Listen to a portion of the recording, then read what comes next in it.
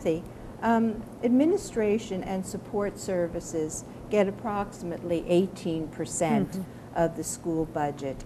In fact, Ann Arbor Public Schools were ranked 371, which is near the middle of school district spending on business and administration. What position does the Citizens for Responsible School Spending take on this issue of the amount that is used for administration services? I don't think we have a strong position on that particular slice of the spending. What we're looking at is trying to make public funds used more effectively and efficiently, and advocating for innovation and collaboration. One of the things we'd like to do is have the districts collaborate so that there could be some economies of scale on certain purchases, paper products. Some of that's being done right now with when a bid is proposed or is posted. It actually is posted at the state website now. So there's some oversight at the state level on the bid process rather than having each local district responsible for that process. Okay.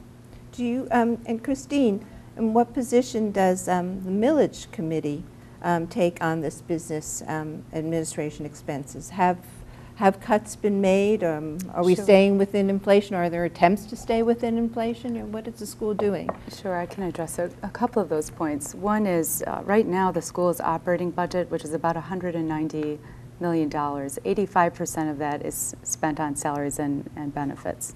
So it's 85% of their budget is spent on staff, making 15% available for administration, maintenance, et cetera. We think that's demonstrating a very responsible number, and in fact, it falls well within good benchmarks for schools allocating their budget that way. So we think that's very good. Another point I wanted to bring up, you had mentioned earlier about what stays here. For our other state millages, 38% of what's raised in Ann Arbor stays in Ann Arbor, or comes back to Ann Arbor, if you will, with the way that the Proposal A then allocates funding. It's an algorithm based on the per pupil funding.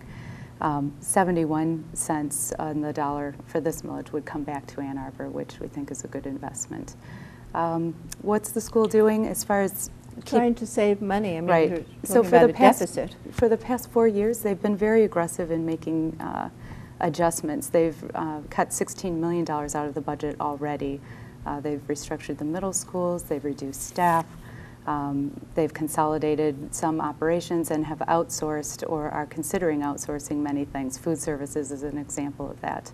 So we think they're being very proactive in managing well, considering that they have a structural deficit, which means every year we expect that we'll have less money than what we need. Okay. Did you want to add something? Yeah? Yes, I would like to add to that. We are told by the Citizens Millage Committee that our foundation allowance, our funding from the state, does not keep up with inflation. Inflation from 2002 to 2008 has been approximately 15% over that 6-year period.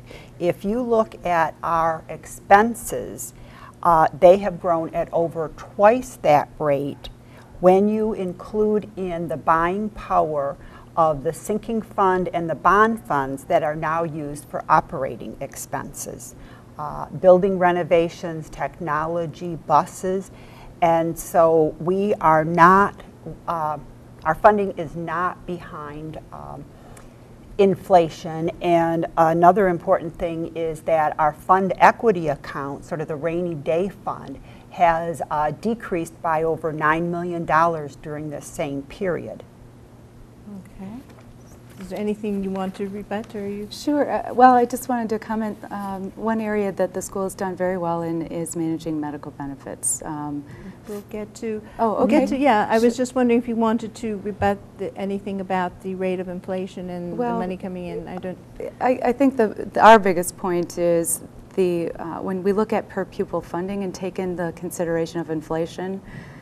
Per pupil funding from 1994 until now has gone down 9% when you consider inflation.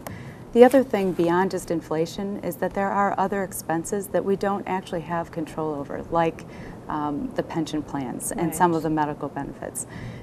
So that goes up 5 to 6% when you are thinking about those costs. So that is the structural deficit piece where expenses do continue to increase.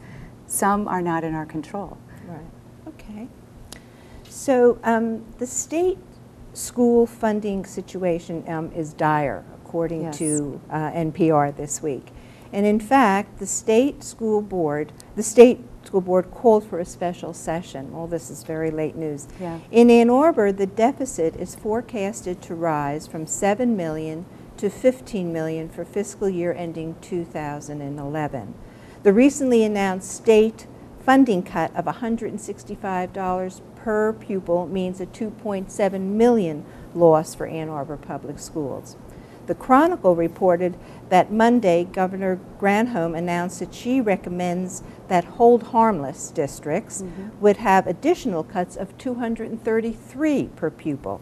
And this would mean that the hold harmless districts had, in effect, no increase during her tenure as governor. This adds up to $6.4 million loss in funding for this fiscal year. The per pupil funding would drop nearly $400 per pupil. And just this morning, AnnArbor.com reported that the governor is cutting an additional $127 per pupil, which means that we're now going to be losing approximately $525 per pupil. Kathy, the appeal to emotions of paying more for schools while struggling to pay the mortgage asks for a defeat of the unaffordable Yes. millage. What recommendations have the Committee for Responsible School Spending suggested for dealing with the forecasted deficit if the millage is not passed? The first thing to do is to look at this from a historical perspective. We have lost our 20J funding more than once. It's always restored. Governor Granholm and the leader of the Senate, Mike Bishop, they are playing dirty politics right now. Mike Bishop represents a very wealthy area where the schools in that area are highly funded. They're almost all 20J districts. I do not believe that we are going to have this type of a cut. I believe that we will have some new sources of revenue found. I cannot tell you exactly how much, and we need a balanced budget now by October 31st, so I think that there will be news every day until then.